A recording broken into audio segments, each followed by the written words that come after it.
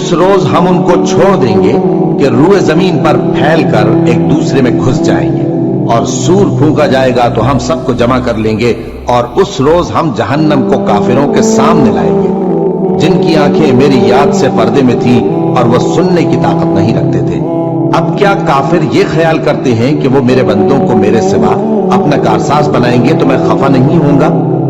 हमने ऐसे काफिरों के लिए जहन्नम की मेहमानी तैयार कर रखी है।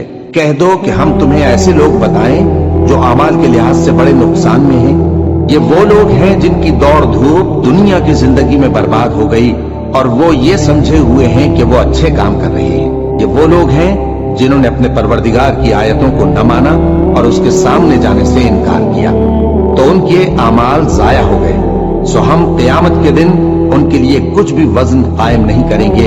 ये उनकी सजा है, यानी जहन्नम, इसलिए कि उन्होंने कुफ्र किया और हमारी आयतों और हमारे पैगंबरों की हंसी उड़ाई। जो लोग ईमान लाए और अमल नेक किए, उनके लिए बहिश्त के बाग बतौर मेहमानी होंगे, हमेशा उनमें रहेंगे और वहां से मकान बदलना न चाहेंगे। कह दो कि अगर समंदर मेरे परवरदिगार की बातों के लिखने के लिए रोशनाई हो तो कबल इसके कि मेरे परवरदिगार की बातें तमाम हो, समंदर खत्म हो जाए, अगरचे हम वैसा ही और उसकी मदद को लाएं।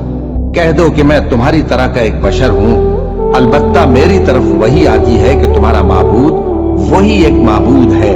तो जो शख्स अपने परवरदिगार से मिलने की उम्मीद रखे, चाहिए कि अमल नेक करे और अपने परवरदिगार की इबादत में किसी को शरीक ना बनाए।